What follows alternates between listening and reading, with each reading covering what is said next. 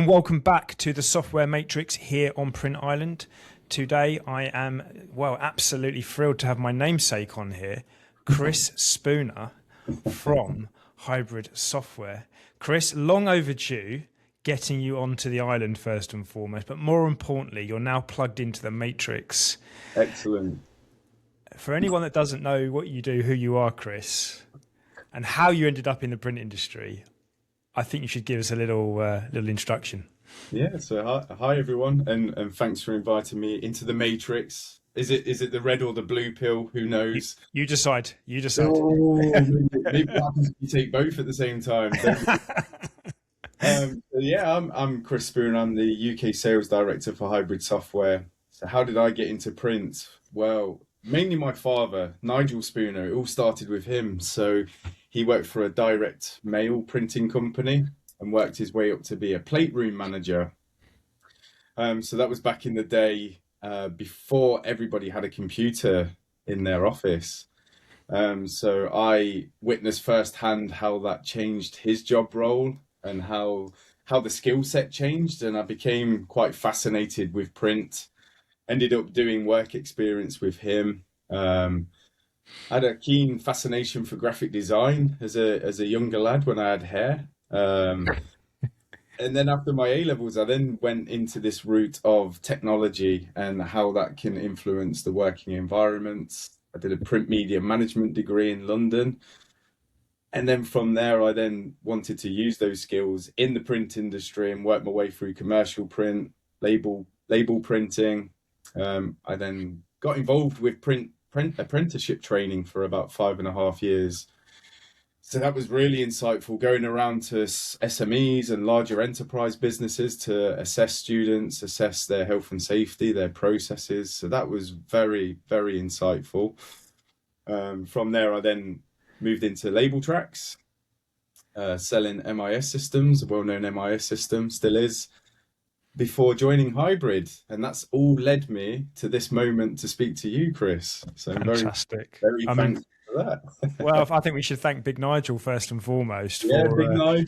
Big Nigel. Yeah. I mean, I was going to ask you, you've got a passion for what we do in the industry, and where does that come from? But I think based on what you've just said, there's probably about 6 or 7 elements of your journey that probably created that passion, right? Oh, absolutely. And I've always been very techie. That came from my granddad. He had an old MS-DOS computer, and I was fascinated with the sprocket punched printouts he used to do for his shopping list. And it was all unnecessary technology at the time. My nan would just say, "Why don't you just write it out?" And no, I can type it, I can save it, I can edit it. You could probably only save one shopping list on a floppy disk at the time. Yeah. So the combination of what my dad did and what my granddad was exposing me to from a young age in terms of technology, I was always fascinated and passionate with, and that's set me up in my career today. A combination of knowledge and technology, and how you bring those together and helping customers to achieve their strategic aims, really. I think that's archetypical of what our industry is. It's extremely creative on one side of the coin, but also very technical on the other. And I think that's what makes it so special.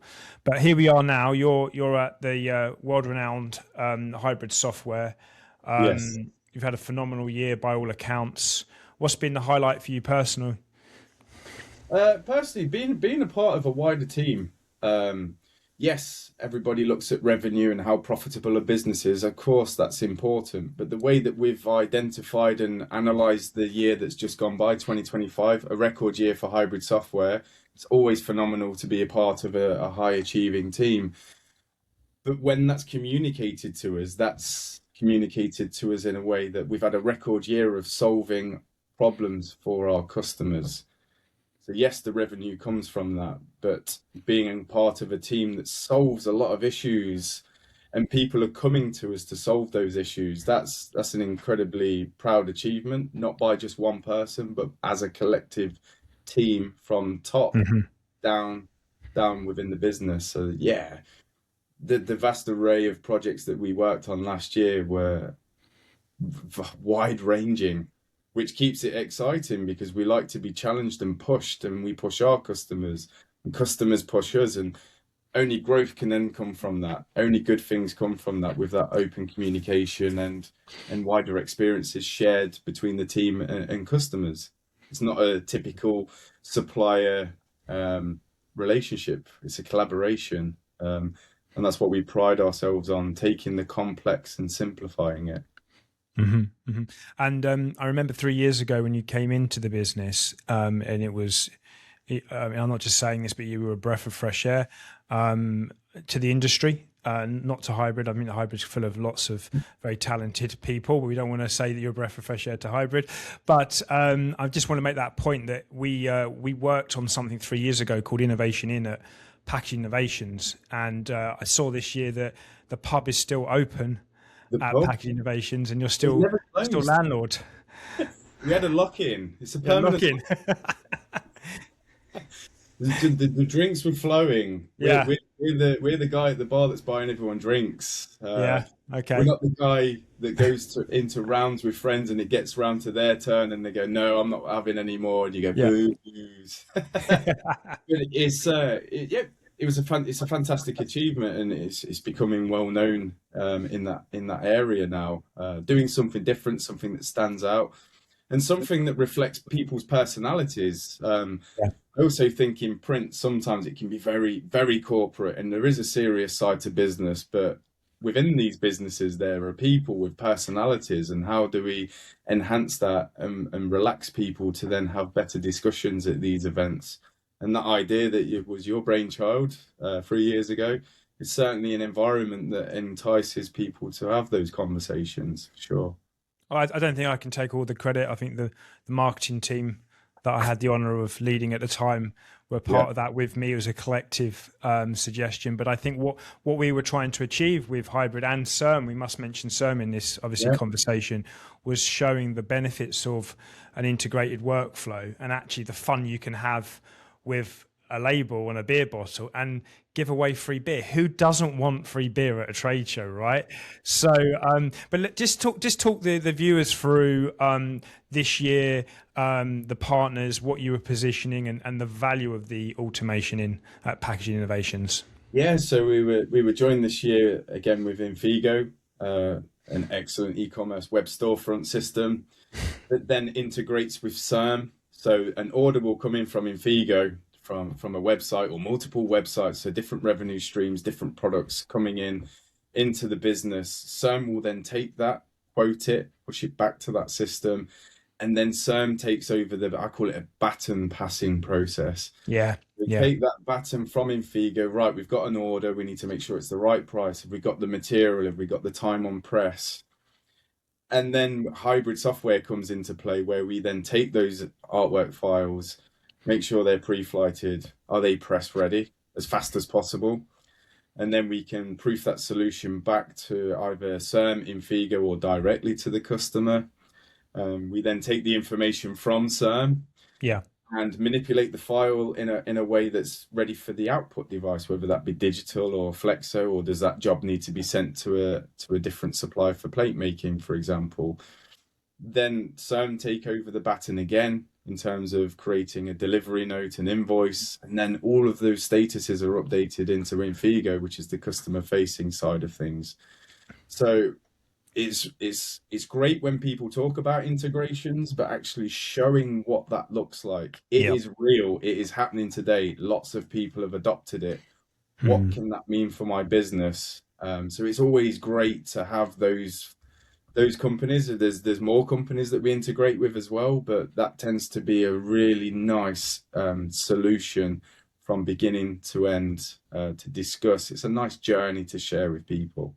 And the businesses really need that software stack now, don't they? Because if you're investing in those large machines on the factory floor, you really need to make sure that you keep them running, but also reduce the touch points, reduce the waste. Better automation really is a better business, right? Oh, absolutely. I mean, a lot of the focus these days is how fast can my press run? Make ready down to less than 10 minutes. Great. But how fast is that press if we can't get files to the press fast enough? Because the knock-on effect then is our press is chewing through work. Yeah. Now we can't get the orders in fast enough from our clients, or we can't process them. We can't get the artwork done right first time, and then we're rushing and we're making mistakes. So then a job's going on press, and you may be able to make ready in less than 10 minutes. But when you have to then make ready that job twice, that's then 20 minutes straight off the bat. Now, that's not every job, but what you tend to find in print companies is that when they're at their busiest, reprints are the big no-no in the industry, because then there's a massive knock-on effect. Mhm. I'd also say there's a lot of overlooked admin touch points in what I call the carpeted area of the business, so back office. We're looking at profitability in terms of time on press, because that's the biggest value per hour, the contribution per hour to a business in terms of machinery. But we may have spent a week on that job preparing it ready for print. So that can drastically increase your lead times without you even knowing it. Mm. What we tend to find, 55% of a job is spent in the carpeted area of a business, is what we're finding. Interesting. Oh, that's quite some statistic. Yeah. 50%. Wow. Okay. So before, and then when you get the job on press, you could probably deliver that job within a day or two, if we're talking digital. But then you're adding on 3 or 4 days because of the back office element of it. And then the Mm. profitability of that job decreases drastically. And that is sometimes overlooked, if not always. Interesting. It's the first time we've had someone from Hybrid Software on the island. So I'm going to go back a couple of steps, Chris. Let's pretend we don't know each other for Yeah. a minute. Anyone who hasn't come across Hybrid before, Yeah. how would you describe what you do in one sentence? Oof, in one sentence. Wow, you can have longer if you want, but No, let's do it. I would say that we provide a pre-press software ecosystem to get print-ready files right first time required for its intended output. That's in its simplistic terms of what we do. How do we get a file into the business, process it, make sure it's right first time in the fastest way possible to keep your presses running, to reduce your lead times, to reduce errors, and to make you more money. So I did do it in one sentence to begin with, wow, and that was an wow, elaboration. So I am bravo, like to bravo, bend the rules a little bit on that one. bravo, bravo. I've heard you say before, not that I earwig on your conversations with prospects, but I've heard you mention integration first. Yes. Go into that a little bit for me. Explain what you mean by that when you say integration first rather than an MIS. What's the difference? You explain that very well. Yeah, so a lot of the time in the past, historically, you'd speak to people about hybrid software and they'd say, "No, no, I've already got an MIS," and you go, "That's good. We're not an MIS company."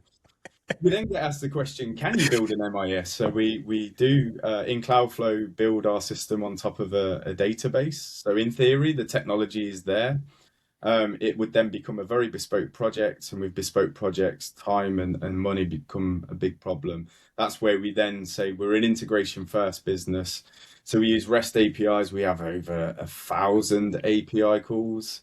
I can send them to you, Chris. That would be a good nighttime read for you. Thanks. But the scope of what we can do is phenomenal. We integrate with label tracks, fast and radius, print IQ. As long as there's a handshake there to be made available, we have our hand out to be able to do that. Oh, I love that. Smooth. You should be in marketing, mate. Brilliant. So it's all about transfer of data and how is Yep. that done? Okay, the old JDF, JMF. Now it's converting that XML data to JSON to enrich data. I read somewhere recently that data is more expensive now than oil in certain industries. It's funny. I think in this industry, going on to the AI topic and the people we've spoken to on here, especially about AI, they change the topic very quickly. And this is the software vendors. They change the topic very quickly onto data because the AI is only as good as the data that they're managing and the quality of the data and how they're pushing the data and the flow of it and etc. And I think as an industry, we should hold our heads high because we're approaching the transfer of data between systems the right way. And we're not getting caught up in you know, some of the noise and some of the fluff. So Yeah. yeah, I have heard that also. But there is a war on in the Middle East, so the oil prices may rise. Yeah. So Yeah. um, We're going to politics here, Chris. well, no, yeah, politics-free zone on the island, I'm afraid. Being on an island, we have sea all around us, okay, and in the Yes. sea we have marine life. There's something called the digital octopus. Yes. You smile because I know you know where I'm going with the digital octopus Yeah. question. What is the digital octopus, Chris? So came up with this concept. Well, it's probably I didn't come up with the concept of the octopus. That would be a big ask. But in terms of the metaphor and what that brings to a print company, so the head of the octopus is your MIS, so the brains behind the business. Okay, then the octopus, the tentacles are Cloudflow, and how we reach those tentacles to different. Okay, in your scenario, the different islet, the silos of islands of information. Yeah. In this instance, it's different technology stacks, different processes. What we're trying to do on those with those tentacles is route information to the correct area to remove duplication, errors, do it as fast as possible. So with those tentacles, what we tend to find is that those silos or those islands of information, we're pulling them together to make a supercontinent. Pangea is what I like to refer to it as. So bringing that business and consolidating all of the processes in one place, driven by data from your MIS. An octopus also has 3 hearts. So the main heart of the octopus is the business, and the biggest asset to any business is its employees. And then the 2 beating hearts are what Cloudflow can bring. So we can really bring your processes to life and really make things happen, make you more competitive in an already competitive market. So that's where the digital octopus comes from. I like it. I like the 3 hearts as well. Very, very good. Done your research there. I think I read somewhere, it might have been when we were working with you guys back in Drupal. Yeah. Actually, just for the record, we should mention that we did a great collab with HP, didn't we? CERM, Yeah. @𝐂𝐸𝐬, Jim. Superheroes. Yeah, fantastic. All superheroes wear capes, they say. Apparently so. But one of the things I heard was that, and I again heard this in past and listened to you guys talk to prospects and customers.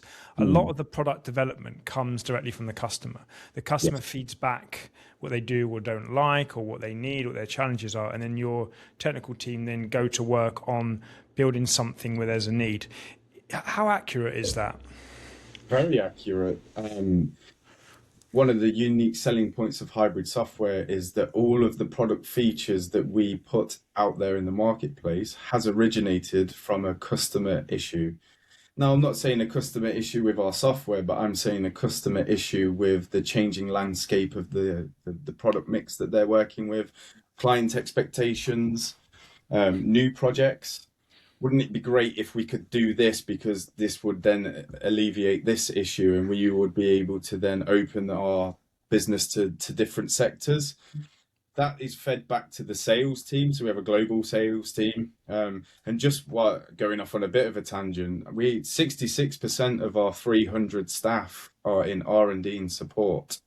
So not in sales, but in R&D and support. So we spend a lot of the revenue that we make at hybrid software, something around 81%, goes back into our products.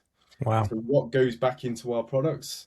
The customer voice, the sales team, and even the support team. So the local supportive engineers locally will listen to what customers are saying. We then have a superb, and I really mean that, product management team. Okay. We then feed that back to the product management team. They then look at everything globally, because we're a global business. And then they can start to prioritize these developments. And then customers then see that the new features are what they are requesting. Some things are easily implemented. Other things take longer and more strategic thinking around what that will be and how will that affect the wider business. But yeah, there was something around 140 new features in packs. Now, some of those are to make sure that they run on the fastest operating systems on the market. first and foremost. But then it's the tools that operators need to do their job better. The tools that they deserve to do their job Okay. better. Okay. And that's some serious reinvestment numbers there as well. So that's good to hear. And I guess that's a model that has always been there for hybrid, or is it something that you've been adopted in latter years? Are you aware of that at all? Or We have not changed our philosophy, and that comes from the top directors, the okay. chairman, even Yeah. that he wants innovation. With innovation leads to more successful customers. More successful customers leads to customer loyalty. We want to solve people's problems, and you can't do that without new features, because the landscape in print, even in the last 5 years, has changed drastically Yeah. and will continue to change. Because of our products, we can be agile because of the systems that they're built on top of. They don't stand still. Our customers don't stand still. Mm. Okay. So that's a nice segue into my next topic, which is products. Yeah. Let's talk about the products. And at risk of butchering the brand names here, I have to apologize in advance to marketing. We've got James. James, yes, Yeah. J-A-I-M-E-S. Let's start with that first, can we? And Yes.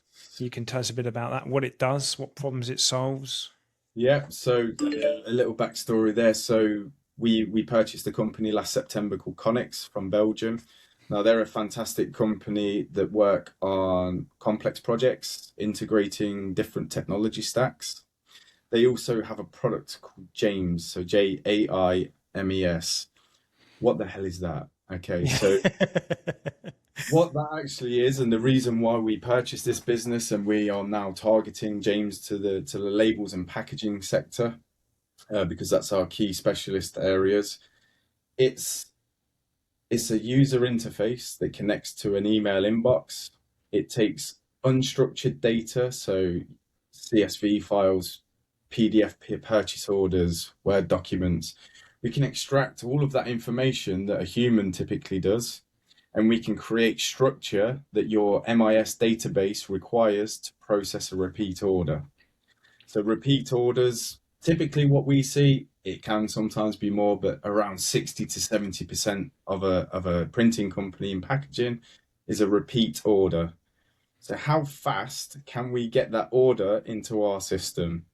Now, the reason why we've focused on a repeat ordering cycle is because our workflows are super fast. Okay, so they're multi-threaded, hyper-threaded workflow solutions. People can't get orders into the system fast enough. When they can, what we tend to find is that has a knock-on effect. So this is really targeted around customer services, estimators, back office staff. Again, that carpeted area of the business. When you have more orders, what you tend to find is that production planning becomes more efficient, because I used to be a production planner. You'd look at the material that the job's on. When is the delivery date required? When you have so many jobs to plan with, you can group different jobs together, not just based on the delivery date. So your overall equipment effectiveness percentage increases, your lead times reduce. Okay, so then you are more profitable on these jobs. So you're quoting all these jobs, and that's a 45-minute mate ready, a 20-minute mate ready. If it can reduce that mate ready time, you're actually producing more work in a day. So that is a huge knock-on effect just from one product, of getting those orders into the system accurately, to then free up the customer services or estimators time. So, the Amazon effect, and everybody expects everything immediately. And if I don't get a price, Yeah. immediately, I will give the work to the person that came back to me the quickest. And that's what people do. Gone are the days where you go, get free prices and I'll sign them off. It's how fast can I have it, and how fast can I have my job? Yeah. Yeah. Time is money. I think you mentioned Amazon experience there, Chris, and I think people don't realize the amount of tech and software that goes into that workflow that allows people to order things same day, next day. And products like this is fantastic. And staying with your stack or your portfolio, my matches, that sounds like a game changer at the pre-press as well, right? Yes. So we've been working on this. It's due for release this year. I won't say when. Don't hold me to it. Okay, So so it's brand new. Yeah, so the concept behind this is when you receive an artwork file, you have 9 times out of 10 worked on that file. Now, people's minds are fantastic. They'll recognize the patterns in a piece of artwork, and they'll go, "I've done that somewhere before." And the really good ones will know exactly which job it was, where the file is. 9 times out of 10, when you're busy, you don't have the opportunity to do that. Hmm. So there's two areas of my matches. You receive an artwork file in its entirety, and this is called similarity. When you receive that file, it will then look at your existing asset database, so your file store with all of your existing artworks. What it will do is it will extract the actual pixels and plot them on a vector graph, in effect. And the AI will use the pixels and say, right, that shape is a dog, or that's a banana, this is a peach. Then when you receive new artwork files, it overlays those pixels on top of each other and tells you how close a match is that file to something that you've already pre-pressed in the past. So that can do that on complete artwork files, and it's specifically to recognize packaging elements. Another scenario, you could have a customer that says, I need to update my logo or a recycling logo, or EU regulations have changed and I now need to update this logo. You Yeah. can take a screenshot, pop it into My Matches, and that will show you how many artwork files have that logo in for you to then either automate changing the logo or even just to begin working on that file. So again, what we want to do is bring and take out all of the guesswork and the time wasted searching for things. And we want to present operators and back office staff with all that information up front. People can actually type words into a search box as well. So it uses OCR technology for ingredients, for example. A customer might say, I can't get guava now because of whatever's going on. This is now mango. Show me all my products that have guava in, and it will bring all of those up so you can make amendments. So that's similarity searches. We then have commonality searches. So commonality searches will look at the separations of an existing artwork file. It will look at how close an existing embellishment die, so for embossing, foiling tool, how close a match are we to that already? Do we already have a varnish plate? And that will then help you to reduce your purchase orders because you already know that you have something in place. Or if you don't, sometimes it's not going to find that every time, but the fact that you know you don't have one and the time that you spent finding that out is drastically reduced so that you can move on to the next task. You mentioned AI there, Chris. How much are you using AI within your software suite? So we strategically, it's a buzzword. Everyone's talking about AI. That is where everything it will be going, and I see a big increase in adoption of that. But we're strategically thinking about which products and at what point of the process do we introduce AI. If you've got rule-based automation tools and you want AI to decide, no, you're wrong, I'm doing this now, how do you document that? If you're an ISO accredited for quality purposes, oh, it wasn't actually me that changed that workflow, it was AI, so sorry, not my fault. So what we're doing is we're looking at the front ends, the skills to enable skills and expertise of staff to be harnessed. A lot of the time, the biggest asset of any business is its employees. You're paying them for their expertise, not for their admin capabilities. Now, admin capabilities take up a lot of the daily working life. So how do we use AI to harness those skills to make decisions faster, to service quicker? So AI is in our James product. So that uses a language learning model. So it gets better, it learns, it looks at the existing products in a database. You can then hone those results and say, I've had to amend this, and it's James is a good boy, he listens, and the next time that comes in, he's learnt. So it means you can onboard people faster in a market where skills are really hard to come by and people tend to move around different companies. How do we get the best out of what we've got?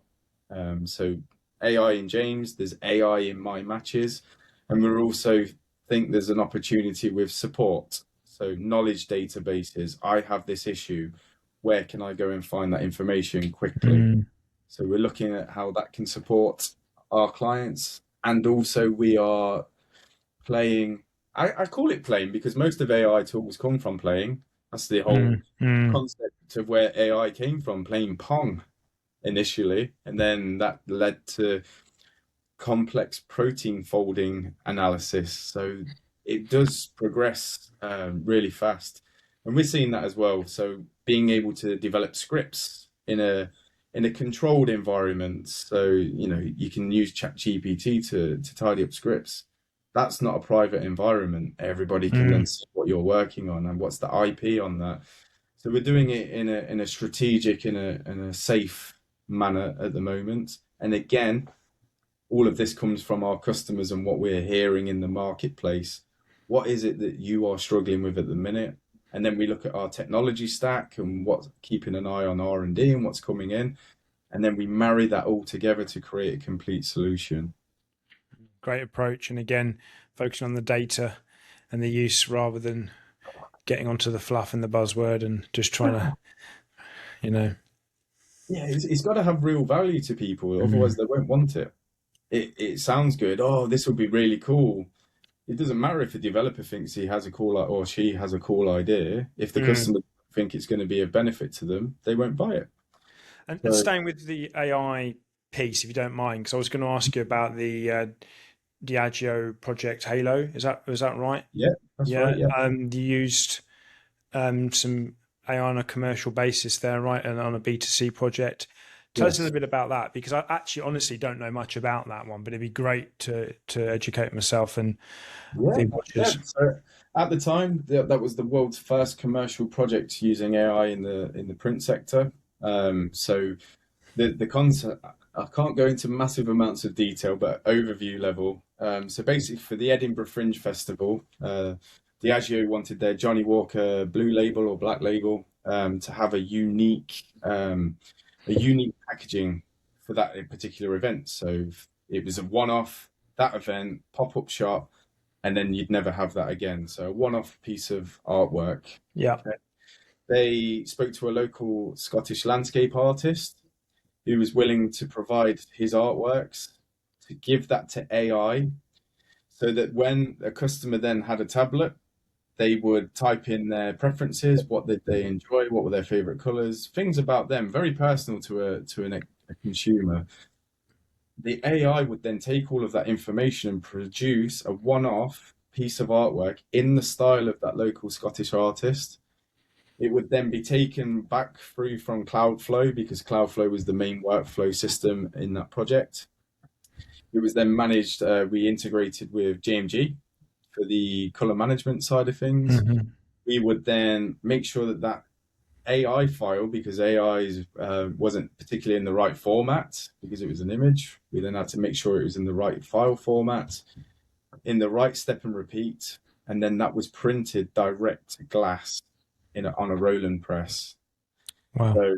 So from beginning to end, you have your own Johnnie Walker bottle with a one-off bespoke piece of artwork, obviously for a higher markup than it would normally be sold. So it's gifting, it's a user experience to enhance that entire process. And then you go away from the Edinburgh Fringe Festival and you've got your own bottle of artwork on it.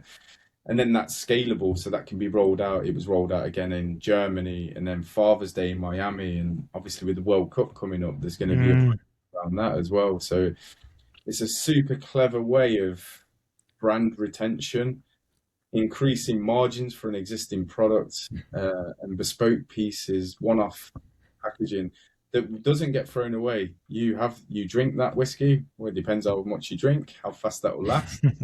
But then you will keep that bottle forever as a memento of that specific special occasion. So super cool. Yeah. The power of personalization. I think we've all covered this before, especially working at 𝐸𝐸𝐺𝐸, where sometimes that bottle doesn't even get opened. It gets handed down or whatever, because it then becomes priceless, doesn't it, in the sense of it's a one-off. But and you mentioned that, and you mentioned again partners, and you mentioned where that's back to the octopus again, massive part of bringing everything together. Do you think that a fully automated implementation, a workflow is ever complete, Is it something that just evolves, or can you complete it and say, right, done it, automation complete? Yeah, Got so it's a good question. My honest answer is workflow automation should never be complete. So people always ask me how long will it take for this project? Okay, so for the foundation automation system, yes, it gets completed. But then it should be a living, breathing thing as a business changes. And I think that's the real advantage over our software technology, is that it can adapt with a business. It's not out of the box and then you pay for some updates and we update some things and then you carry on and it's out of the box. It is very personal to a printing company. Yeah. So lots of printers now have adopted automation. Have they all adopted our software in the same way? I would say not one adopts that in the same way. We, Yeah. we Sorry, I just wanted to ask you another question on that, if I may, Chris, because there must be some misconceptions there when you say a lot of printers have adopted automation. But what's the misconception at that point when you have those conversations? the misconception around adopting automation or not implementing. Yeah, misconception for businesses wanting to invest Yeah. that in that adoption, in that process. Yeah, I mean, I guess a lot of software vendors, they're tools to support the people within a business. I think one of the misconceptions, and there's a buzzword around lights out. Yes, that is achievable, but in these businesses, they still have people running things. One of the biggest misconceptions is that, okay, so we don't need to print out job bags anymore. We don't need to communicate with one another anymore. We can just receive an order from 𝐒𝐸ₐ𝐬𝐭, for example, blast it through SAM. The workflows are super fast with Cloudflow and everything's good. It's a tool to support people. And one of the key things that in my experience, is that to do it properly, you have to really look hard in the mirror at your existing processes.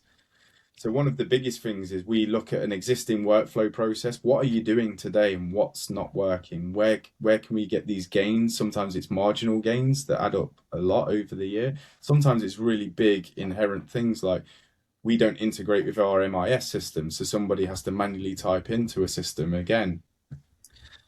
And it's looking at what you're doing today, but also with an eye, if you're like a digital chameleon, you've got to keep an eye on the future as well.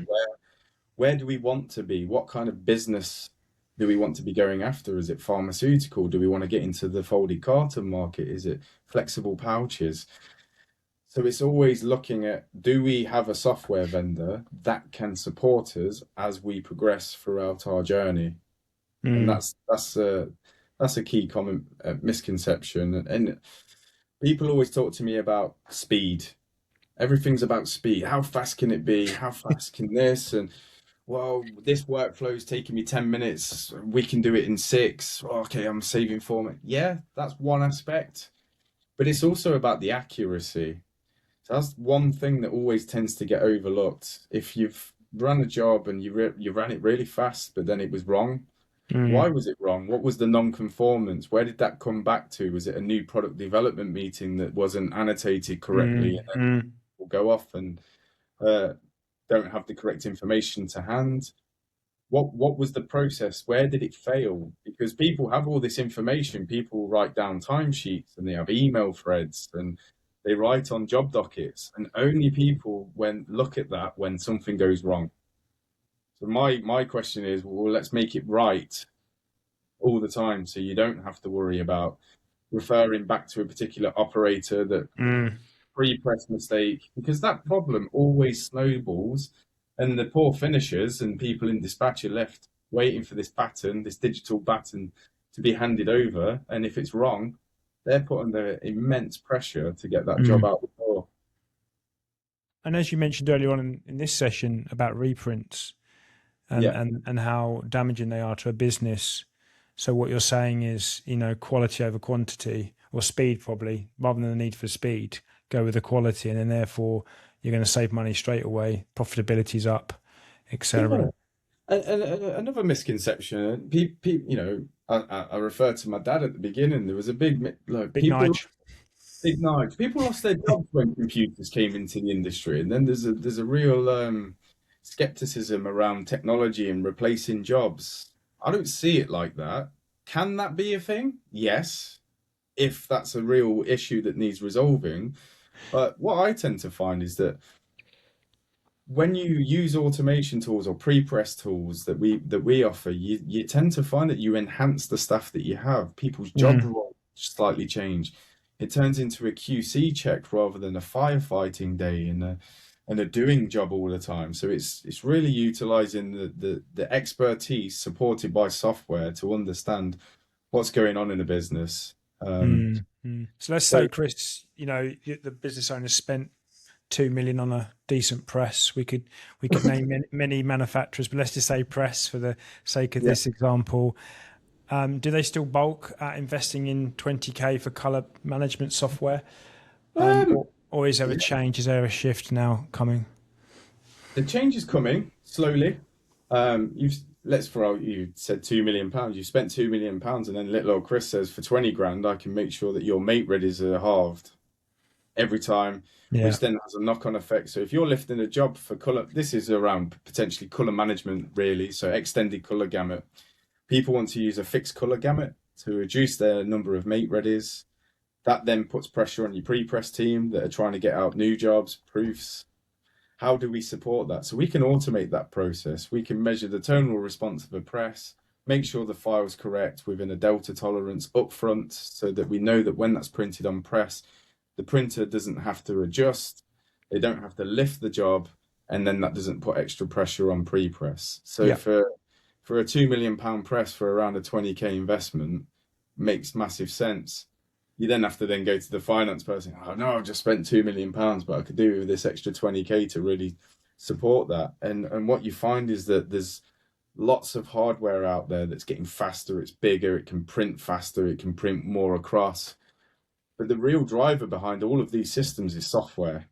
Yeah. And that's why it's really exciting, because without software, things won't happen. Things No. don't move along. We have an OEM part of the business, a hybrid software Helix. A lot of our technology is used within these hardware companies now. So that is really impressive. So people are using hybrid software technology without always knowing about it. Wow. Bravo. Chris, I'm going to come to you with some personal questions now as we're coming to the end of the session. I think you've given us a great insight. I'm going to ask you your take on things. You've been in the industry long enough. Not that I'm calling you old. You've seen it change dramatically. Yeah. What excites you most about where print and tech is heading in the next 3 or 5 years? I would say the way that they are combining together. So I'd say before they were kind of coming in and out, and now there seems to be a real collision course of technology and software coming together. That's really exciting, because then that can push the boundaries of how fast can we print digital jobs? How faster can we make our entire processes? What will AI bring to a wider business? And that's really exciting because, we've been in print a long time. I don't see a lot of new people coming into print. So if people aren't coming into print, why can software plug those gaps? Where can software extend our working day? If we're working 7.5 hours a day, where can software plug those gaps to then free up that person? So the way that technology and software are developing at such a rapid pace, because it has to, that is going to be really interesting to see where that goes. Ink on paper won't change, or it may do because it's going direct to packaging nowadays. But it's really interesting to see that the appetite for people to invest and explore what's out there, what's possible. That's going to be really, really interesting. Print has a reputation of being slow or the print industry, I should say, has a reputation of being slow to adopt new technology. Is that fair or unfair in your book? Oh, good question. I'd say sometimes unfair, to be honest. It was always a misconception. Oh, commercial printers, they're the ones that are driving automation and web storefronts and SIP-free and all that information. True, because they were the biggest sectors. But what you're finding now is that labels and packaging are overtaking the commercial sectors in a lot of areas. So I would say unfair is my my honest opinion. I would say if you asked me that probably 3, 4 years ago, I'd have said fair. But I've seen a massive explosion, particularly around SMEs. So Mm, there's mm, a misconception there with, oh, I'm too small for automation. I mean, you're mm, absolutely not. If anything, automation is right up your street. You've got a team of, you might have a business of 20 people. yeah. How do I grow my business with the same headcount and with more output? You automate things or you automate elements. I mean, you can do things in phases. What you tend to find is you implement one thing to resolve one problem, and then that becomes so quick that it has a knock-on effect to a different area of the business. So then we focus on that, and we can do it. We can do it in phases. So yeah, SMEs are really giving the larger enterprises a run for the money because they have to. They want to stay in business. They want to be profitable. They want to fundamentally be around in 10 years' time. How And do you do that? yeah, and let's Investment. face it, every size business needs automation, right? Absolutely. So I think that's great advice. Okay, last question, Chris. Quite a deep one, this. What does the ideal print business look like as we head into 2030 from a technology and workflow perspective? And remember, you're representing just yourself here. There's no pressure on you from what Yeah. Hybrid thinks is your personal view. It's a change in mindset. For I've heard a lot of people talk about it is manufacturing, but it's a service provider. So it's changing the mindset of yes, the product that we're producing is packaging, but what are the business tools that we need? Okay, so that is hardware, software, and mainly skills. I know because I worked in a training environment, skills and bringing in new people is fundamental to every business. Mm. Will there be operatorless businesses out there in the future? Potentially, for Hmm. certain mix of products, potentially. But the biggest asset to any business is its staff because they have the experience, they have the relationship with the customer. They have the relationship with the shop floor staff, the production manager with the printer and the dispatch people that then communicate to customer services. That's why we all go to work. That's what we enjoy, the interaction. When lockdown hit, a lot of people struggled with working remotely and missed that. Absolutely. Everybody I spoke to said that that was the biggest thing that they missed. Yeah. When you have that interaction, you have innovation. So automation can also lead to more time on R&D and how can we Mm. do process management? Can we have a look at the takt time of our process? Mm. Single minute exchange of die applications can be put into businesses to make them more profitable. You can't do that if you're doing your day-to-day job and you're putting out fires all day. No. Let software take a lot of the slack and then harness the skills that you're paying your staff for, basically. So yeah, I see a lot of job roles changing in terms of new roles coming into the business, agentic AI that's coming in. How are we going to implement AI in a strategic fashion in our business? Those types of roles will become more and more popular. Because people always worry about the skill being taken out of the job, but it's the skill that we want to harness. And how do you harness that skill? You give them data to make those decisions, but ultimately a human is still controlling all of this. And that's what I love. It's a tool. It's a Swiss Army knife. And one of those knives, one of those elements is integration, MIS, AI. You just need to use the right one at the right time to give you the best output. Simple as that. On that bombshell, Chris, I'm going to say thank you very much for joining us on the island. We You're hope to have welcome. you back soon. Maybe you can tell us which pill you consumed in the morning based on where you end up. There's so many ways of getting in touch with you and Hybrid. So what we're going to do is we're going to put everything in the description below, your contact details, your LinkedIn profile, Hybrid's details, all the links to the different pieces of software that you mentioned. 50 minutes doesn't cover it, really, I don't think, for what you guys can do. Thank you so much. Keep up the good work and keep flying the flag of automation. Always. Thanks for having me, Chris. Always appreciated. Top man. Thank you.